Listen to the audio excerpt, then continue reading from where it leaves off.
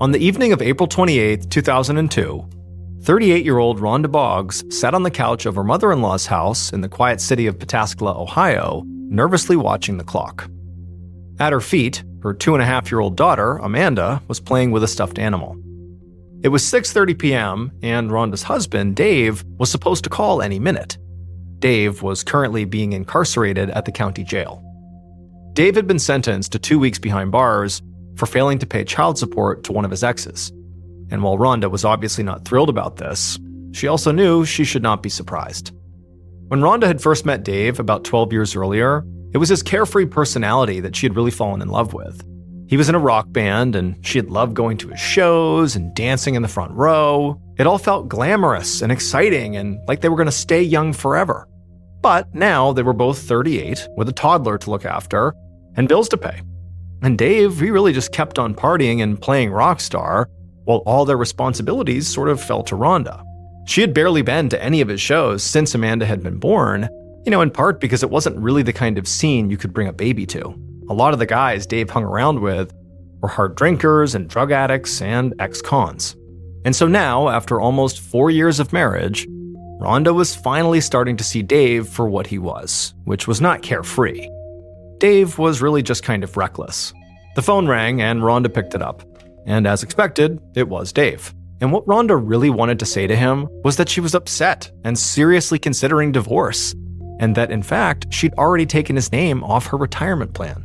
But at the same time, she saw her mother-in-law standing in the doorway, clearly listening, and so instead of saying what she really wanted to say, she just said, "Hey Dave, how are you doing?"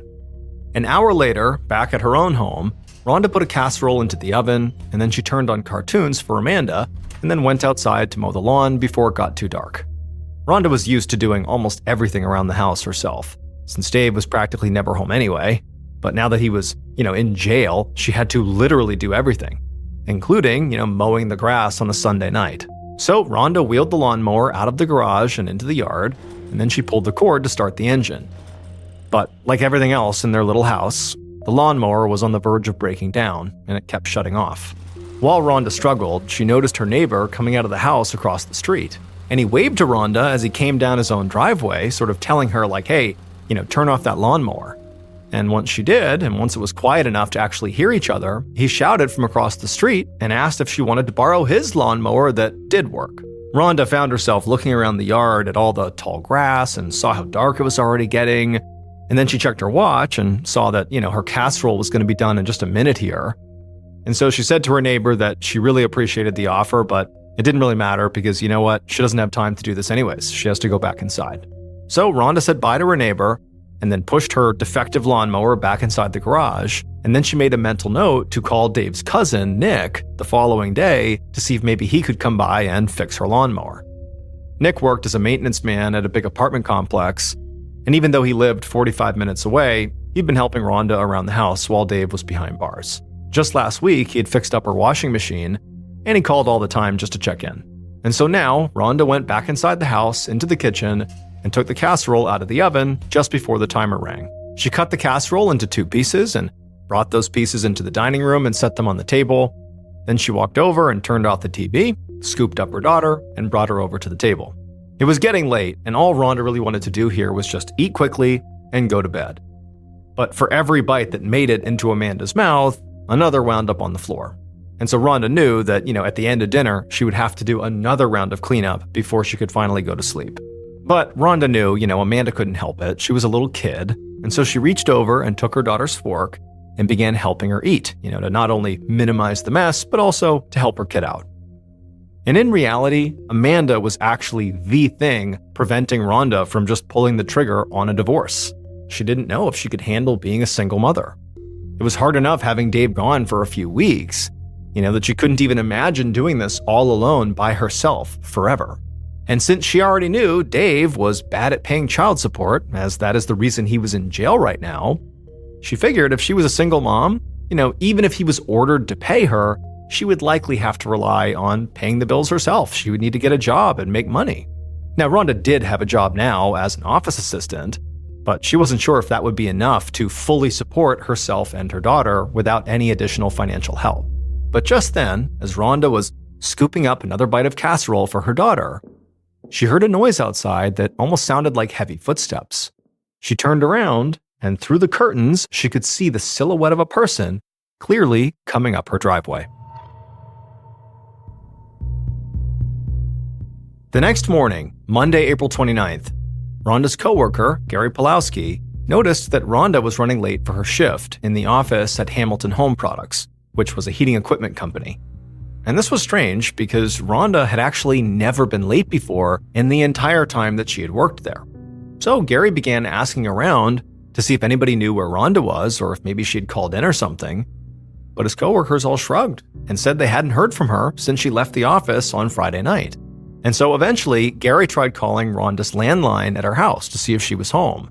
But after calling several times, Rhonda never picked up. He waited for a while to see if maybe she would call back, but when he still hadn't heard from her after an hour, he started to worry that, she might have run into car trouble, like maybe she was stranded somewhere with her car. He knew it was about a 15-mile drive from her house in Pataskala to the office here, just outside of Columbus. And back in 2002, not everyone had a cell phone, and he didn't know if she did. So if her car had broken down, she might be stranded without a way to call for help. And so Gary decided he would just get in his own car and drive the route from the office back to her house to literally see if he could find Rhonda on the side of the road. Gary drove all the way out to Pataskala, keeping his eyes peeled for Rhonda's car on the side of the road, but there was no sign of it. It was not until he finally turned the corner onto Rhonda's street that he saw her car, and her car was parked in the driveway of her white-paneled one-story house. And at this, Gary's stomach kind of balled up into a knot, because he realized that, Rhonda had clearly not left for work at all. And he knew that if she had just stayed home this whole time without calling in or calling anybody back, that something bad had to have happened. And so Gary pulled up to her house, and he got out of his car and walked up to the front door, and he knocked, but there was no answer. So after a minute, he went around and knocked on the back door, and there was still no answer back there either. So he walked back around to the front of the house, and he was about to leave when he saw the drapes rustling in one of the front windows. He squinted at the window, and he saw, what was causing the movement of the drapes was Rhonda's toddler daughter, Amanda, looking out the window. And her face was red like she'd been crying for a long time. And so now, Gary started to panic. But he tried to keep his voice calm as he ran over and shouted through the window and told Amanda he was a friend of her mother's and convinced her to open the door so he could help her. It took a minute for Amanda to figure out what Gary was asking, but eventually she got it, and she disappeared from the window, and a moment later, the front door opened. And so Gary walked over and he stepped through the front door, and the first thing he saw were bloody footprints on the living room carpet. Gary instinctively scooped Amanda up in his arms, and he ran across the street, banged on the neighbor's door, and told them to call the police.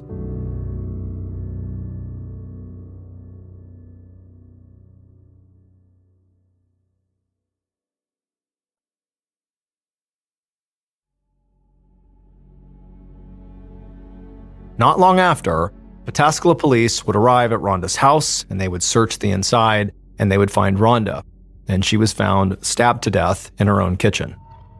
This was the first homicide in Pataskala in 6 years, and there were only 17 officers in the whole police department, and the crime scene unit was run out of a refurbished ambulance.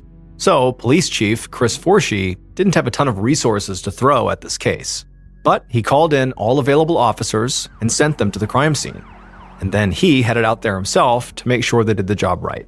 By the time Forshee pulled up to the house, his officers had already sealed off the perimeter. He ducked under the crime scene tape, walked inside the house, and followed the sound of footsteps and clicking cameras into the kitchen, where a woman was lying in a pool of blood on the tile floor. An officer told Forshee that the victim had been identified as Rhonda Boggs, and it was her coworker who had come to check on her when she hadn't shown up for work that morning that ultimately prompted a 911 call that led to the discovery of the body. The officer also told Forshee that Rhonda's toddler daughter had been found, uninjured, in the house with her body. And so Forshee knelt down to examine the body. And right away, he saw at least, more than a dozen stab wounds on Rhonda's head, her neck, her chest, and her shoulders. The sheer number of wounds and the blood all over the kitchen suggested there had to have been a struggle, and that from the looks of it, Rhonda had fought very hard with her attacker. The remnants of what appeared to be a casserole were sitting on the stove, and Rhonda was fully dressed. So Forshee figured the crime must have happened sometime before she went to bed, so between dinner and bedtime. And then Forshee wondered if, her poor daughter had been awake, or maybe even in the room when this happened. After the scene had been photographed, Forshee gave the green light for the coroner to actually physically lift Rhonda's body up off the ground onto a stretcher. And when the coroner's staff hoisted her up, Forshee noticed something lying underneath her body. It was a steak knife with blood all over the blade. Forshee looked around the kitchen and realized the black handle on that knife matched the set of knives on the countertop. It appeared that Rhonda had been killed with a knife from her own kitchen, which meant her killer did not show up to the house with their murder weapon. This suggested that this murder was likely a heat-of-the-moment crime rather than something that had been planned out.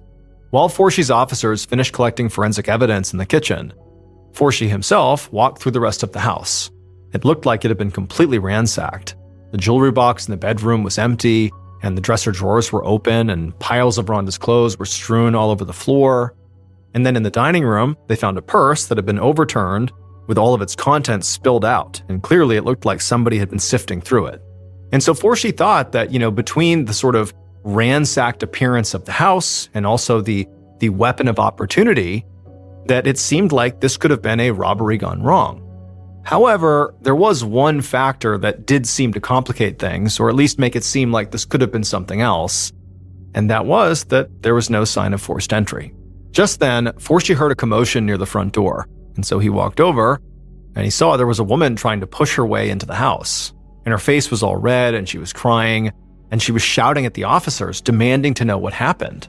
Forshee took this woman outside and tried to calm her down, and she would eventually tell him that her name was Kim Davis and she was Rhonda's sister. Once she'd caught her breath, Forshee explained to her what he already knew, which was that unfortunately her sister Rhonda had been found stabbed to death inside of her home, and the running theory at this point, at least his theory, was this was a robbery gone wrong. And potentially, because there was no sign of forced entry, it could indicate that it was somebody that, Rhonda potentially knew and who she would have, let into the house if she saw them. Now, Kim was obviously extremely upset by this, and so for a minute, Forshee just consoled her, but he really needed to kind of press this investigation, and so once she had kind of calmed down a little bit, he asked her if she knew of anybody who might have wanted to hurt Rhonda. And Kim immediately said no. She couldn't imagine her sister having any enemies. But after sitting with that question for a moment, Kim said that actually there was one person who might have had a problem with Rhonda, and that was her husband, Dave. Kim said that Rhonda and Dave's marriage had been on the rocks for a while, and in fact, Rhonda had told her recently that she was thinking about getting a divorce. But Kim said, Dave actually is currently in jail, so I don't see how he could have done this. He was literally in jail at the time this happened. Still, though, she thought it was possible that, Dave could have been involved one way or another. He might have paid somebody to come here and do this, or maybe put one of his friends up to it. Forshee promised Kim he would look into this, but he was already feeling pretty skeptical. I mean, if Dave couldn't even pay child support, what was the likelihood that he was able to afford a hitman? And also, the murder weapon appeared to come from Rhonda's kitchen, and so that didn't really suggest that the suspect had been planning to kill her when they got there. So again, sort of takes away from the idea that a hitman was used in this murder. But at this point, Forshee thought their best chance to figure out what actually happened here was actually to speak to the only other person who was at the scene of the crime that they knew about, and that was Rhonda's own 2-year-old daughter, Amanda.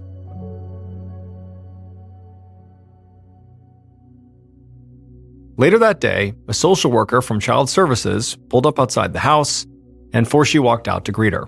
And he said to her that before she took custody of Amanda, he was hoping that, she could help him talk to this girl and see what she knew about the murder, because she was here, when it happened, and there was nobody else who witnessed it but her. The social worker nodded, and so Forshee took her across the street to the neighbor's house, where Amanda had been staying all morning. Now, Forshee didn't know if this little girl would be able to tell them anything at all. I mean, of course, she could be in complete shock. She's also 2. And he also knew that even if she did tell them stuff, they wouldn't necessarily be reliable because, again, she's 2 years old and she very likely is in shock. But regardless, Forshee knew he had to try. So he stood in the corner of the living room while the social worker sat down on the floor with Amanda and asked her what she had seen the night before. And to Forshee's surprise, the little girl looked up at the social worker and she jerked her little hand toward her neck in what looked very much like a stabbing motion. And then in a quiet voice, she said her mother had fallen down and gone to sleep. Then the social worker asked her if anybody else had been there. And Forshee felt himself holding his breath, waiting for Amanda to answer. And there was a moment of silence before Amanda said, "Uncle Nick." A few hours later, Chief Forshee was still at the crime scene when two officers pulled up in a cruiser and took this grungy-looking man out of the back seat and escorted him into the house. This was not the Uncle Nick that Amanda had named. It was Amanda's own father, Dave Boggs, who had been in jail when his wife was murdered. Now, Forshee was absolutely planning to speak to this Uncle Nick, but first he wanted to gather as much information as possible about him. During Amanda's conversation with the social worker, she had said repeatedly that Uncle Nick had hurt Mommy. But even though this 2-year-old girl seemed very definitive about this, Forshee needed an adult perspective before he acted. A judge had let Dave Boggs out of jail early because of his wife's murder, and Forshee had ensured that Dave was escorted to the crime scene so Forshee could speak to him before Dave got a chance to speak to anybody else. And so now Forshee met Dave and the officers at the door and then guided them into the living room where they sat Dave down on the couch. They filled him in on what had happened to his wife, but really before he could react to that, they also told him that they needed him to do a walkthrough of the house with them to try to identify what might have been stolen, which could help them figure out who did this. But first, Forshee said he had a very important question. He asked Dave, "Who is Uncle Nick?" And at this, Dave, who to this point had just looked completely shocked by what he was being told, began to look more confused. And he told Forshee that Uncle Nick was what his daughter called his second cousin. He said his real name was Richard Nicholas Robinson, and he had been helping Rhonda out while Dave was in jail. Dave said Nick had probably been at the house almost every day, fixing one thing or another. But he said he didn't understand why Forshee was asking about him because, there's no way he would have hurt Rhonda. I mean, he really looked out for her and also for Amanda. But for now, Forshee was not going to answer that question. Dave's information was enough for him to go outside, get on his radio, and broadcast a bulletin asking all police departments in the area to be on the lookout for Nick Robinson. Less than an hour later, a police cruiser found Nick Robinson's SUV on State Route 37 just outside of Pataskala, and they pulled him over and they ordered him out of the vehicle, and as soon as he was out, they pushed him to the ground with a gun to the back of his head and cuffed him. And as they did this, they noticed a dark spot on Nick's baseball cap that looked a lot like blood. As they put Nick in the back of the cruiser, he kept asking them what was going on, but they didn't tell him. Instead, they searched his SUV. And there was cardboard laid out in the back with reddish-brown smears all over it, which also appeared to be blood. And then when the officers got back into their cruiser, Nick asked them, "Is this about Rhonda?" By the time this arrest happened, Chief Forshee was at Nick Robinson's house questioning his wife, Debbie. So while he did that, he dispatched one of his best and only detectives, Bruce Brooks, to go down to police headquarters to handle Nick's interrogation. When Detective Brooks walked into the interview room, immediately he could see that Nick, who was resting his head in his hands, looked very pale and nauseous. When he asked him if he was okay, Nick said he was just hungover from a long night of drinking. He said he had been at a bar in Columbus until around 10:30 p.m., and then he had gone to another bar in Lancaster, which was a town nearby where he lived. And then he had finally come home around 1:30 a.m. and passed out on his couch.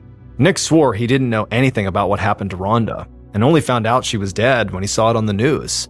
And as for the blood the police found in his SUV, he said it was just animal blood from a hunting trip. But Brooks was not buying this, because he had heard Amanda, Rhonda's daughter, say Uncle Nick hurts Mom. And while, of course, you can't take a 2-year-old's testimony as absolutely reliable, but when she had said it, she said it very definitively and even gestured at her neck like she was stabbing herself. And Rhonda was found stabbed to death. So he asked Nick, if his alibi essentially was that he was too drunk to have committed this murder. Well, then how could he be sure, given he was too drunk, that he hadn't killed Rhonda in an alcohol-fueled blackout. If he can't remember, it's just as likely that he could have done it. But Nick just shook his head and said no. And no seemed to be Nick's answer to just about every question Brooks asked him. And eventually, the detective got frustrated, because basically everything he asked Nick, he denied. And so eventually he told Nick that Rhonda's daughter had seen the whole thing. And he told him to imagine that little girl on the witness stand, having some defense lawyer poke and prod her about the most traumatic event she had ever experienced, the murder of her own mother. And when he said that, a crack seemed to appear in Nick's sort of outward demeanor of denial. Like clearly he saw how awful this thing really was. And then finally, a little after midnight, so 6 hours into this interrogation, Nick just agreed to take a lie detector test. And when the results came back, it showed very clearly that Nick had failed. He had lied. But instead of confessing at this point, Nick dug in and swore up and down that he really was innocent. So Brooks pulled out the last threat he could think of, which was that if Nick didn't confess now, he could be looking at the death penalty. And at that point, it was very clear. Nick cracked. Like that absolutely affected him.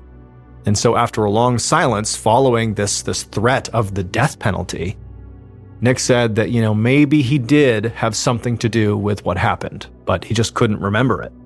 From there on, Brooks kept on pushing and pushing until around 5 a.m. when Nick finally completely broke down and confessed to the murder. He said he had gone to Rhonda's house in between the 2 bars that he had visited, and he tried to kiss her. She pulled away and she grabbed a knife, and when Nick tried to take the knife from her, he said he accidentally stabbed her. As the sun came up, officers drove Nick to the Licking County Jail and officially booked him for Rhonda's murder.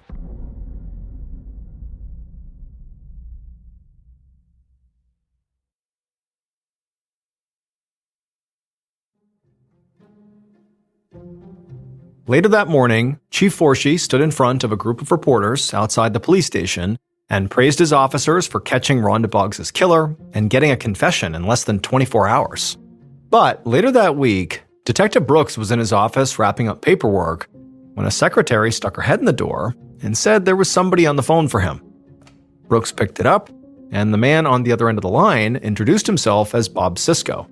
And he said he was the bandmate of Rhonda's husband, Dave Boggs, and he did not think Nick was guilty of this murder. Bob said on the evening that Rhonda was killed, another one of their former bandmates, a guy named Chris Williams, had stopped by his house. And Chris had seemed very nervous and sort of keyed up. He was pacing around and smoking cigarette after cigarette, and it just seemed like he was very mentally preoccupied with something. Now, Bob said Chris had actually in the past already robbed Rhonda and Dave's house. He had stolen a bunch of band equipment and sold it for drug money. And so when Bob Sisko saw on the news that, Rhonda was dead and her house appeared to have been robbed, he couldn't shake this feeling that Chris might have been involved. It just seemed too similar to be a coincidence. Brooks wrote all this down and thanked Bob for the information, but he wasn't sure how seriously to take this tip, since they already had a confession from their primary suspect. But he spoke to Forshee, and the chief decided to go ahead and re-interview Rhonda's 2-year-old daughter, just to cover their bases. A few days later, so about 2 weeks after Rhonda's murder, Chief Forshee waited by the phone in his office, anxiously watching the clock. He knew that the social worker who had spoken to Amanda the first time was in the process of interviewing her a second time. And any minute now, this social worker should be calling him with an update. Now, Forshee was hopeful that the little girl would just repeat the same story that she had told on the day of her mother's murder. But when his phone finally rang and Forshee picked it up, he learned that that is not what happened. The social worker said that this time, when she asked Amanda who she saw on the night of the murder, she did not say anything about Uncle Nick. Instead, she said, Bob did it. When Forshee heard this, he immediately got a pretty anxious feeling. He'd been afraid from the beginning that, a toddler was not a reliable eyewitness, and she could just be throwing out whatever names popped into her head. But he also thought it was a very strange coincidence that of all the people she could have named other than Uncle Nick, she said Bob. The same guy who had just called the station trying to, cast blame onto some other guy the police had never even heard of. Something just felt off. But as Forshee thought about it, he decided, it didn't really change anything. Nick had already confessed, like he said he did this. So they didn't really need Amanda as a witness to make the charges against Nick stick. 5 days later, a grand jury officially indicted Nick on murder charges. And to the huge surprise of investigators, Nick pled not guilty. So he was now claiming he had given a false confession and that he was not Rhonda Boggs' killer. About 7 months later, in December of 2002, a man named Matt Sauer stepped into a bar called Merry Melodies in Columbus, Ohio. He went up to the counter and pulled a manila folder out of his messenger bag, and he asked the bartender if he recognized the man in the photograph inside. The bartender looked down at the photo for a second and then looked back up at Sauer and nodded and said, "Yes, that's Nick Robinson. He was here 8 months ago, on the night of the murder, and I've been waiting for you guys to come here and talk to me about it, because I know he was here on the night of the murder." Sauer was kind of caught off guard by how sure the bartender was, and so he asked them, how can you be so sure it was him, and how do you know he was here on the night of the murder? How can you remember that? But the bartender had a quick answer. He said the reason he remembered Nick is he had been wearing this very unique, unforgettable t-shirt that night with this obscene joke on it about women's bodies, so he just remembered it. Bartender said Nick had stayed there on the night of the murder until 10:15 or maybe 10:30. The bartender was absolutely certain. And so again, the bartender said to Sauer, I'm just pretty surprised it took this long for you all to come here and confirm his whereabouts. I've known this. Sauer closed his folder and thanked the bartender and then just set his business card down on the counter. And when the bartender picked it up, he looked surprised because Matt Sauer was not actually a police officer. He was a private investigator, and he'd been hired by Nick Robinson to clear his name. Sauer knew this was going to be a tough job because Nick had already confessed to Rhonda Boggs' murder. But Sauer was hoping that this interview with the bartender would help him poke a massive hole in the case against him. And so now that Sauer had gotten this testimony from the bartender that did appear to poke this hole in the case, Sauer left the bar, got in his car, and drove to the second bar Nick had claimed to be at on the night of Rhonda's murder. It was called the Fairview Inn in Lancaster. And when he got there, he showed that staff the same photo, and just like the first bartender, they all remembered Nick as well. They said he was there on the night of April 28th, the night of the murder, and they remembered because of his distinctive t-shirt. And so now Sauer knew he was onto something, because the prosecution's case said that Nick had left Merry Melody's bar, that first bar Sauer had gone to, driven to Rhonda's house and killed her, and then went to this bar, the Fairview Inn. But the staff at both bars said Nick was wearing this same distinctive t-shirt.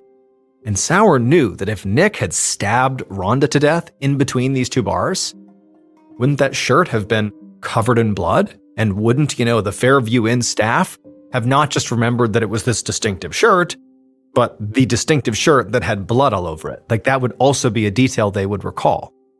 But they didn't. They just said he had that shirt on, nothing else. A few days later, Sauer drove back to Merry Melody's bar. But this time he didn't go inside. Instead, he just pulled his car into their parking lot and started his stopwatch. And then once it was going, he pulled out of the parking lot, turned down the street, and drove all the way to Fairview Inn. And when he reached their parking lot, he checked his stopwatch, and the drive had taken, about 45 minutes. The prosecution's case against Nick had him leaving Merry Melody's bar, murdering Rhonda, and driving all the way to the Fairview, all within 30 to 45 minutes. But Sauers' experiment here with his stopwatch proved there was simply no way for Nick to have driven all the way to Rhonda's house, committed the murder, and then made it back to the Fairview Inn in that same window of time. It just wasn't possible, which meant Nick's alibi was airtight and he could not have been the killer. Now, Sauer just had to figure out who actually was. Matt Sauer showed the evidence he had found to Nick's defense attorney, who then brought that evidence to the judge in the case, and they also asked the judge for an order to test a key piece of evidence that the Pataskala police had never even sent to the crime lab, the murder weapon. And so the judge agreed to test the knife, and a month later, in January of 2003, the evidence came back from the lab. and they discovered there was DNA on the knife from someone other than Rhonda. Investigators were not sure who the DNA belonged to because back in 2003, it isn't like you had this huge bank to test it against. You basically had to test DNA one-to-one.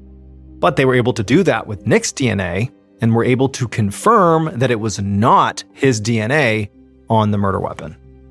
And so this cast serious doubt on Nick as a suspect, but it wasn't enough to clear his name. Not until Sauer could figure out who that other set of DNA belonged to.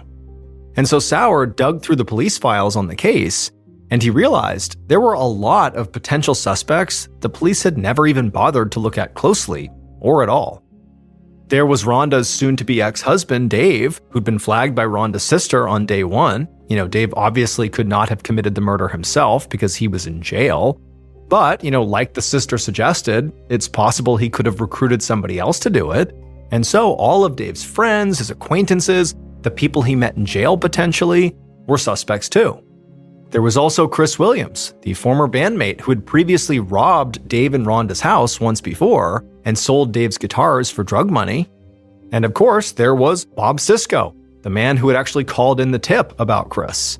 And at one point, Rhonda's own daughter had said Bob had been in the house during the murder. And so maybe that was Bob Sisko. Any of those people could have been Rhonda's killer. But since there was so little investigation done, Sauer was essentially starting over from square one, almost 9 months after the crime. The killer could even be somebody who the police never even knew about, because they had never really even bothered to focus on anybody but Nick.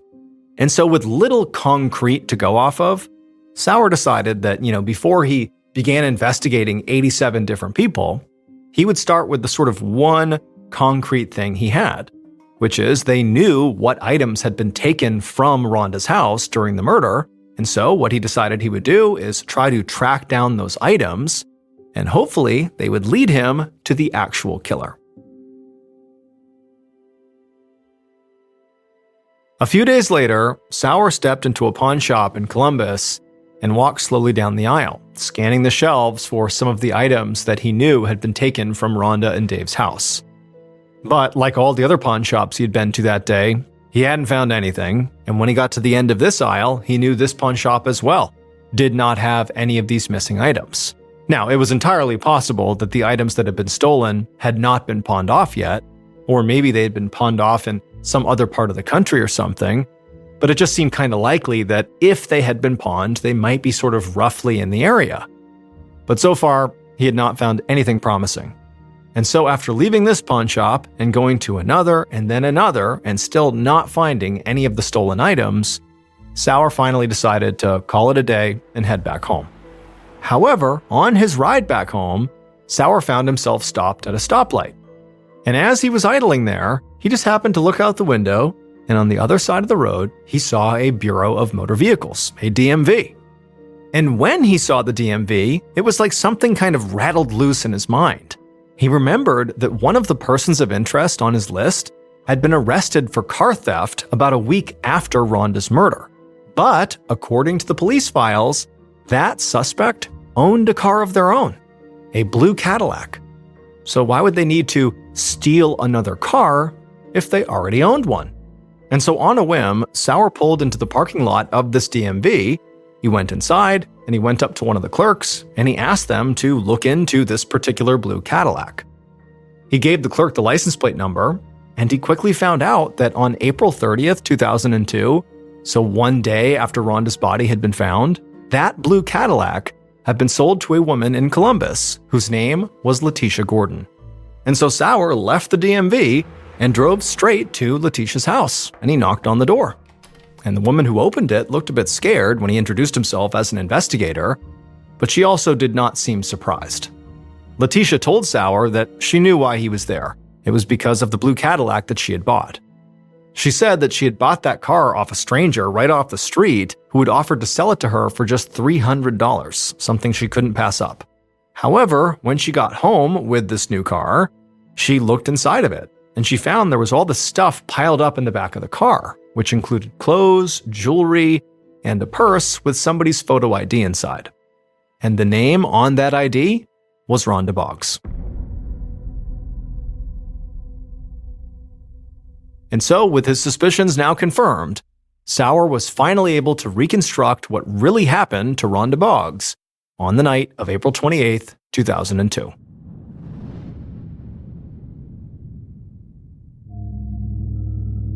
On that night, while Rhonda Boggs was finishing up dinner with her 2-year-old daughter, her killer was parking their blue Cadillac just down the block. They eventually got out and stormed over to Rhonda's house in a total fury, with their heart pounding and their heads swimming, and they stomped up her driveway and they rang the doorbell. And when Rhonda opened up the door, she looked confused and a bit scared to see this person. She asked them what they were doing there, but the killer just brushed past her and stormed into her house, into the kitchen, and began digging through her purse right on the counter. Rhonda tried to stop them, but when she put her hands on them, the killer, without any hesitation, grabbed a nearby steak knife and stabbed Rhonda in the chest. Rhonda, she fell to the ground and tried to stand back up and tried to defend herself, but the killer was on top of her, stabbing her over and over and over again until Rhonda was no longer moving. The killer at that point stood up and backed away from Rhonda's body, which was now lying there in a pool of blood on the kitchen tile, and then they just proceeded to ransack the house and stole whatever money and valuables they could find, and then as they were about to leave, they saw a toddler just standing in the hallway, watching them. The killer paid the child no mind and just hurried right past them out of the house, got back into their blue Cadillac, and spent the rest of the night on a massive drug binge. And then the next morning, they sold that blue Cadillac to a woman in Columbus on the street, accidentally leaving Rhonda's stolen purse, her ID, and jewelry in the back of that car. And nearly a year later, those items would lead investigators to the killer. The killer was Chris Williams, Dave Boggs' former bandmate who had robbed him and Rhonda once before. On the night of the murder, he was high on crack and needed money for his next hit, and Rhonda unfortunately got in the way. Chris was charged with Rhonda's murder, and on March 28, 2005, he was found guilty on all counts. He was sentenced to 20 years to life for Rhonda's murder and a total of 28 years for aggravated robbery, burglary, and escaping from a halfway house. After Chris Williams was charged, all the charges against Nick Robinson were dropped.